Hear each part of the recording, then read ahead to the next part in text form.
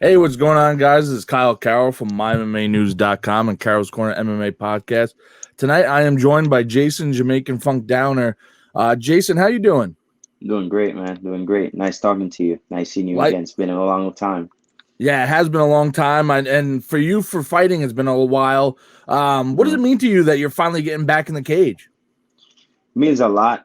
I never stopped training, so over the, COVID period, I, did what I could with training. Like New York locked down more than other places, so you had to find different ways to train. But like I still had my training partner, so I did what I could as far as training and then quarantine training and so on. But it feels great to be back finally, going to another state to like compete. But yeah, it's gonna be great. I'm excited to be back in the cage. It's been a long time. It's been almost 2 years, so 15, 16 months. So it's gonna be fun. Wow, that's a long time, and it's kind of crazy. You mentioned Triton Fights. You're going to a different state to compete.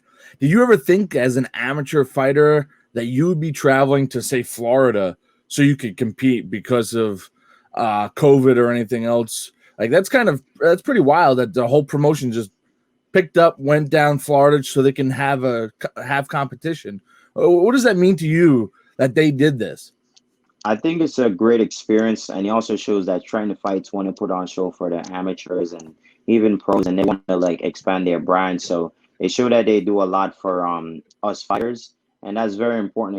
To tell to like just tell us that yeah, regardless we can't keep our events in New York, but like we can go to different states to put on shows for you guys and to each of us amateur fighters or whatever pro fighters, regional fighters can get our name out there and so on. So as an amateur fighter, no, I never think I would be traveling that far because New York got so much talent, and I think I could just stay in New York and fight until I go pro. Maybe go to PA or New Jersey, but like it's gonna be a great experience. I love traveling. It's tropical, so born Jamaican, so it'll be good to like go back in a tropical area and get some good sunshine. Although it's sunny here in New York too, but it's good to travel and learn. It's a good experience for when you go pro. You travel to different countries, travel to different states, so it'll be a good experience for everybody. Not only me, but all the other fighters on the card that are traveling to fight. Absolutely, yeah. Being able to travel and fight is a different experience. A lot of fighters don't experience that until they're professional, like you Hmm just said. So I think this is huge and important to your career as an amateur to be able to do this. Yeah. Now, when like first of all, what's your fight record going into this, and who's your opponent? Well, currently I'm 3-2, so obviously I'm coming off a couple losses because of some different situation. But my opponent, his name is Obi. I can't say his last name. I think it's Okanu. He's like African dude. I Okay. don't know his record. His record is weird because people in Florida have weird records. They have like three different records, so you have to do like calculation and math. But he has a pretty decent record, pretty good opponent, throws pretty good punches. I respect him a lot. So it should be a great fight. He's very, very game opponent. Doesn't quit. Very hardworking dude. So I'm looking forward for a great competition and a great fight from him. Awesome. And how do you believe you've improved since COVID started? You said you've continued training. I believe during COVID would probably be a perfect time to work on technique and skill because I believe in camp you don't really get to work on new techniques as so much Hmm as practicing the same techniques you already know. So where do you believe you've improved the most? I think over the time, because I can say this to you because you have seen my career from kickboxing and Hmm. from debuts. So you have watched my career from the start, from when I did kickboxing, and you can. I remember talking to you after my fight when my arms were like flaring, and I was like, yeah, my hands were flaring, and that was like crazy. That's not how I fight. Then I came back and I performed very well. Everything was crisp. It's pretty much my mindset. All right. So my Hmm. mindset have changed over, the period of COVID. And I think I needed that because I fight so much that I never took the time to take care of my mind and my body and myself. And I am in a much better place now. Technique, not much. I just did the regular stuff, just like to refine my techniques. And when I fun fact is like when I didn't train much jujitsu before COVID, but when I went back, I was dominated. Like I was doing great. So my body needed a recovery. What I did was visualize the techniques that I've known before. I take notes so I remember them. and I just keep it in my mind. I'm a visual learner, so you can just show me something and I get it immediately. So I'm that kind of athlete where everything just clicks immediately as you show me. I can work it in and fit it in my skill set. But the main thing overall is my mindset. My mindset is the main thing. I read a lot of books because obviously coming off the loss, I mean, the weight cuts broke me, Hmm. and there's a lot of things going on. You know what I mean? But so the main thing and the most important thing during quarantine, what I fixed was my mindset towards fighting and finding back my love for fighting and just getting ready to compete. So that's just the main thing right now. Awesome. And you're still currently training at Long Island MMA? Yes, still at Long Island MMA. Tell us, for those who don't know Long Island MMA, which is one of the premier gyms on Long Island, tell Mhm. some of the people who are your training partners and who you've been working with most throughout this period. So main training partners. So I'm gonna talk about the people that are actually fighting on the same card as me. Chris Gariglia is fighting on the card. Tom Pooch, our Tom Picciano is fighting on the card. We have a great guy named John O'Day fighting on the card. John Caldone fighting on the card. And then Kareem Klein moved. He's kind of split, but he was at No Limits, but he came over and No Limits cross trained with our guys too. But he's mainly at LIMMA now. So Kareem Klein is also fighting on that card. So we have six guys that are fighting on the card. So we have all been helping each other out, preparing for the fight card. But Long Island MMA, we have talents from the Mm-hmm. UFC, from everywhere. You name it, what promotion. We have guys that fight in all these promotions. So we're not short of, names who come down to train with us and so on. So we have a pretty stacked gym as far as talents and as far as people that, come from all over the island to train. So you name them. People from Raylondo come to train there. People from Budokan, Sensei, like name it. From any gym, Match Serra, they all come down to Long Island MMA and train. So any of the fighters from those gym, they come to Long Island MMA and train too. So we have a good mix of training partners. So I've been training with some good guys. Also, John Gotti shut him out. He's getting a fight. Ashika Jim, he's getting a fight too. Hugh McKenna is getting a fight too. So all three of those guys are fighting for April 30th for CES. So I have a regular fight got canceled, but he was also training down there too. Um, pro class. So we have a stacked gym as far as talents goes, and Mm-hmm. it's definitely one of the premier gym. And a lot of guys are amateur right now, but I can't wait for everybody to go pro. And we're gonna be the next big gym in the world as far as just UFC top tier MMA level of fighters. We're just taking our time. We're just rolling on the radar, but we're gonna explode soon. No doubt about that. You guys are definitely, I consider, one of the premier gyms in Long Island for sure, and then the East Coast. What separates your gym, Long Island MMA, from the other gyms? What about it just brings it to the next level? Like you mentioned, you got guys like Chris Wade and Ryan LaFlair, who's Yeah, now Chris Wade get a retired. fight too. Yep, yeah, he's fighting in the PFL. Yeah. You have guys ranging from amateur, just beginning, to veterans in the UFC, Bellator. What is it that makes your gym, Long Island MMA, so different from the others? I think it's just the family sense that we have.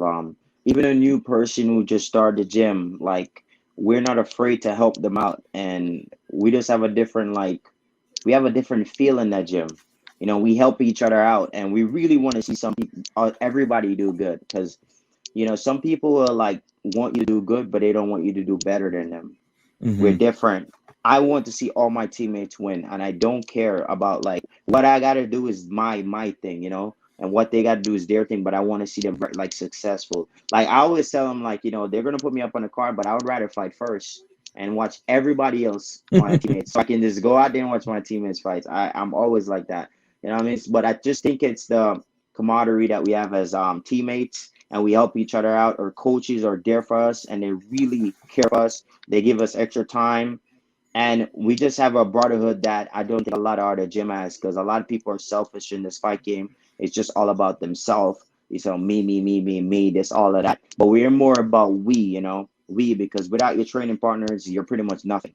So people can say this is a one man sport. It's only a one man sport when you get in the cage. But also every 3 minutes or every five minute, you're in a corner. So there's other people there helping you at the end of the day. So it's bigger than one person, and we just you know we just love each other. We care for each other, We take care of each other, and that's what makes us different. As I said, even from a beginner that are just started in the gym, they want to stay there because guys who they think when talk to them, like guys who are big time fighters, come up to them, be like, "Hey, you're working on the back. Maybe you should try this technique. Maybe you should do this. That technique, work on it, and it will help them out." We're just different because we help each other out, and we want to learn from everybody. Every single body in that gym is a sponge. And when you have a gym full of sponges, we're just gonna soak everything up. So everybody's soaking up all the techniques, everybody's learning from everybody, and we all evolving together. And everybody, since we're all evolving, we just keep evolving, and we all helping each other out. So I think that just make the difference. The coaches are always there for us. Greg DePasquale, Brian Michelino, Ryan LaFleur. Chris Wade is down there. As I said, he's coach too. Every now and then, he comes in and my help. He's training a lot too. That guy is like another guy that has fixed his mindset. He's been saying that's gonna do tremendous thing. He's at the gym so much more now, and he's working so hard. So it's just having a mix. Even Caitlin Tregagan, all of these like top tier fighters, always there. So you always getting a variety of world class people coming down there, and they want to stay there. So as long as you're a sponge and you want to learn, Long Island MMA is the place for you to be. From a beginner to advanced, it doesn't really matter. Doesn't matter. That's awesome. That's awesome. And I know anytime you walk in there, everyone there's so welcoming. Yeah. So Jason, who's going to be in your cornering you while you're fighting down in Florida for Triton Fights? I'm gonna have my main corner. I think it's gonna be Brian Michelino, Greg DePasquale, and Ryan LaFleur. So my main Awesome. three coaches, my two grappling coaches and my striking coach. Well, Greg is kind of my striking coach too, but Ryan obviously my main striking coach, and Greg is more of my jiu-jitsu coach, and Brian is more of my jiu-jitsu coach. But Greg also holds for me too. So yeah, those three guys are always there for me, and they help me out tremendously throughout this camp. And those guys are who I game plan with. So those are the guys that I'm looking forward to having in my corner. Awesome, man. And what does it mean to you when you see a guy like Aljamain Sterling, who's a Long Island guy, Jamaican native? What does it mean to you when you see a guy like that win the title? I know it's not the way he wanted to win, but he won the title and for the UFC. What does it mean to you when you see that? I think it's good for the country and it's good for the sport, to have like a Jamaican, someone have Jamaican descent and winning the title because it shows other kids in Jamaica that you can do it. And that's another thing, man. A lot of Jamaican talent.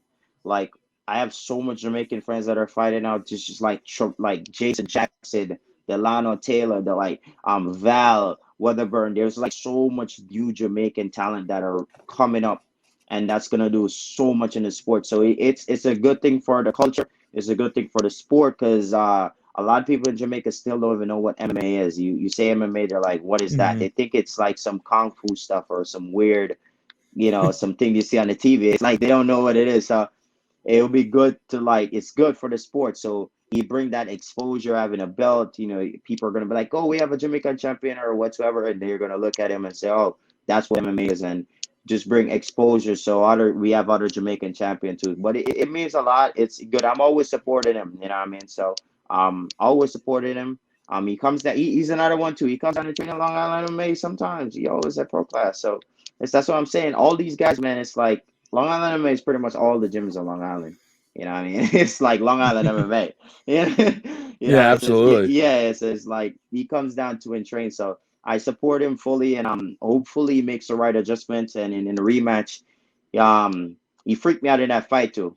You know what I mean? I know this is gonna go, but he freaked me out in that fight too. Those spinning things that he was constantly doing, man. I wanted him to adjust and just settle in the fight, but it's easier said than done. When you walk Absolutely, in that cage, absolutely. a lot of shit can go differently, than you plan and what you visualize. A lot of shit, man. It's weird. So OP makes the right adjustment, and in the rematch, he can actually win the title the way he wants to win it and the way he envisioned himself winning the title, the championship. And then you'll be he's a rightful champion, but he'll be semi more rightful champion. You know what I mean? Because obviously he got one by DQ. So I'm looking forward to that fight. But it means a lot for the culture and for the country and for himself. I'm truly, it means a lot for him too. So yeah. Awesome, awesome. And what did you learn the most from your losses? You started off pretty strong. You suffered a couple losses. What did you learn the most from those two losses, and that you can now use and understand what you did wrong, or how you can apply to do better in the future.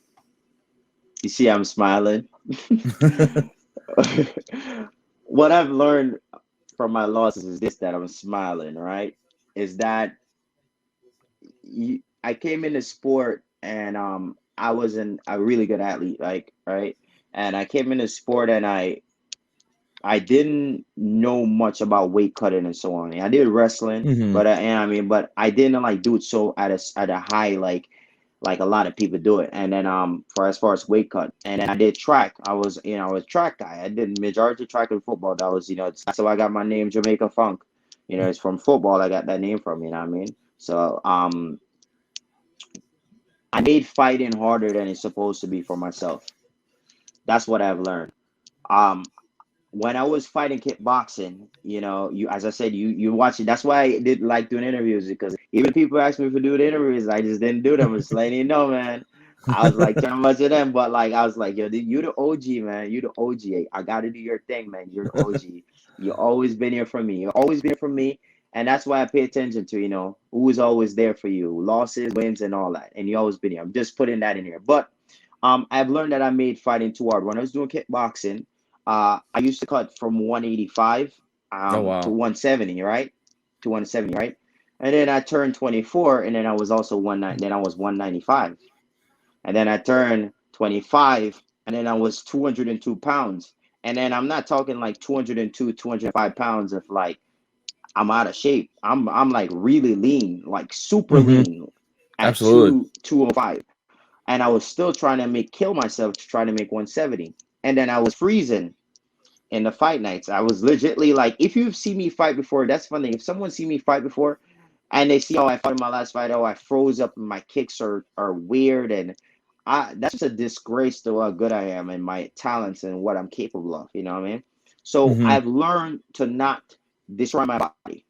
I've learned to enjoy fight week. I'm smiling all the weight cut. Even a weight cut, it's still like 20 pounds, but like I'm smiling through it. I'm happy. I'm more energetic. I'm not cutting 35 pounds, 30, more pounds. I'm cutting like 15 to 20 pounds. The diet is going well. I'm moving up a weight class to middleweight where I'm much more healthier. I've just learned to take care of myself more and enjoy the process because this is a brutal sport. And at the end of the day, you got to kind of want to enjoy some part of it. For me, at least, I love fighting. When I get to that cage, I'm energetic, I'm hyper. I love it. Like I love like figuring out what is this guy about to throw? What is he about to throw? What is he about to throw? Oh, he's about to throw a jab. Ah, I knew he was about to. That excites me. I Hmm. love fighting. A lot of guys take it more seriously. Like I got to kill this guy. For me, man, we know what we were gonna do already. It's a fight, you know what I mean? But at the end of the day, I love it. So I just fixed my mentality and my health is on point. So this fight should be very interesting. Very interesting fight. Very, very interesting fight. Because I'm excited to see all the skills I've learned and my fixed and all my mentality, my mindset, just everything overall. I'm floating a lot more from my mentality. Those are the things that I didn't do. Also, I learned how to utilize what I have. Like I had a floating sponsorship. I was not using the float and I was in sauna and I wasn't taking care of my body. I've floating a lot now. I'm doing saunas. Just working on myself, improving myself, and taking care of my body is the most important thing that I've learned over my losses. Because losses, those losses weren't a skill set problem. I won even though I got finished and I lost the way I wanted to lose. If I'm gonna lose a fight, I'll rather lose by knockout than someone out grappling me or like Hmm. beating me like I'm like legit like breaking me, right? Yeah. That's why I don't want to lose a fight. And I won both of those fights. Even the last fight I got knocked down, I still came back and won a round. Still came back and won the round. The fight before Hmm. that, I was winning, right? It's just minor adjustment and I would win all those fights. So what I've learned is just don't kill yourself, man. You know what I mean? Just make the Absolutely. weight cut is still tough, right? I'm like 188 right now. I'm only like 3 pounds over. I'm coming out from like Awesome. 202, 202, 205, and I'm happy. As you can see, I have energy. You know what I mean? And I'm enjoying myself now. And that's the thing. I got to go out there and have fun. I have to enjoy myself. And I couldn't do that with the tough weight cuts. And the weight cuts are still tough, but the brutal weight cuts, I should say. And no, I have a nutritionist, Tony Ritchie. I gotta say shout out to Tony Ritchie. Um, Helped me out tremendously, showing me my rehydration and looking at his rehydration process compared to what I used to do. It's complete bull crap, I should just say the least. Everything I was doing was totally wrong. I was just over I was just overloading myself with shit I thought would be good. But trust me, man, the stuff I was looking at his things and I was looking at mine, I was like, yeah, I had this whole rehydration thing all figured out wrong. And I was doing the Google and doing all the things by myself. Totally wrong. So we got a nutritionist. We got our mind right. We have good energy. We have the skill already. Skill was never a problem with me. I Absolutely. train every day, man. This is all I do. I don't do martial arts part time. I do it full time. I'm in the gym every day. I teach people. I train every day. I'm in the gym every day. I have time to do all the possible techniques. I see something on YouTube, I want to try it. I can do it that moment. I'm in the gym, Hmm. right? So like, skill is never a problem. It's just the mind. The mind was the problem, and the weight cut was too brutal. That helped me broke my mind. So now we have a nutritionist. Now the weight cut is way much easier, and everything is I'm looking forward to see what I can do with myself and what I have improved over even the fights that I've lost. There was a bunch of techniques that we didn't get to implement because of what happened in those fights. So all of those techniques that I didn't get to use in those fights, I'm looking forward to try to implement them over this weekend and see what I can do with them. So, you know, that's all I've Awesome. learned. Yeah. And it sounds like you've definitely taken that step from like the amateur aspect of fighting and kind of change your mindset to the professional mindset where Oh, you have to. you have the nutritionist, you have your training, you have everything Mm-hmm. in line to get you Mm-hmm. to over that next hump. And I know I'm excited to see you get back in there and get to work. Mm-hmm. Yes. What can the fans expect? What are your predictions for this fight? Any thoughts about it? So my prediction for the fight is, if you ever watch me fight, man, I don't got listen, man, I'm finishing my last two fights. That's still exciting, right? I don't have boring fights. I don't have boring fights. Not at all. There's nothing about me that's boring about fighting. I always go to finish people. That's just the way I do it. That's just Hmm. what I look for. Super fast, got power. I can grapple. I can wrestle. I can do everything, man. So like, expect anything. This guy's tough. He's never been finished before. So the goal is to try to finish him. Not even try. The goal is to finish him, right? And I know he's trying to finish me too, so that makes it a little bit more exciting. So expect fireworks. It's gonna be a great fight. Expect striking, a lot of striking. This guy's mainly a striker, so you know what I mean. We'll see what happens. Uh, um, just escape a real good showcase of martial arts, and Jamaica Funk is back. That's all I gotta say, man. We Awesome, back. awesome. We're back in business. Awesome, Hmm. Jason. I'm looking forward to you getting in the cage down in Tampa Saturday night for Triton Fights. How can people follow you? Just follow me at Real Jamaica Funk on Instagram and all platform all over the world. Any platform, Facebook, Twitter, anywhere. Just Real Jamaica Funk. And I saw you putting on Instagram how people could purchase the stream for the pay per view. How can they go Yeah. purchase that? Yeah, you could purchase the pay-per-view at tritonfights.com. You can fight and go go buy pay-per-view, scroll down, select Jason Downer, and just buy the pay-per-view and support and enjoy the show. It's on Fight TV this Awesome. Saturday. Also, this the fights for me us like the Ami card starts at 2 in the afternoon. So be aware of that. 2 p.m. on Saturday. It's not in the night. The pro card is in the night. So I'll be fighting around like maybe 3:30, 4 p.m. in the afternoon. Awesome. And there you have it, ladies and gentlemen. If you want to watch the fights for Triton Fights, go order the pay-per-view at tritonfights.com. Go to fighttv.com. Order the pay-per-view. Support your local fighters. It's going to be an Yes. AMI Pro fight card. So you're going to get the amateurs going first, just like Jason said at 2 p.m. And then later in the evening, you're going to have the professional fights come on. And it should be an awesome night of fights. I'm pumped. I'm looking forward to it. Jason, I wish you the best of luck, and I look Thanks forward to so see you much. how New York competes against Florida, and Hmm. we're looking forward to seeing you down there. Yeah, looking forward to see you down there too, man, and seeing you when I get back. Thank you for having me on. Always a pleasure having me on from the start to the end. I'm always Absolutely. gonna be doing interviews with you, man. Even when I make it to Absolutely. the top, I got you. All right. I appreciate that. And Mm-hmm. this is the Carroll's Corner MMA podcast from MyMMAnews.com. This is Jason, the Jamaican Funk Downey, and we are going to sign off right now and wish him the best of luck. Thank you so much.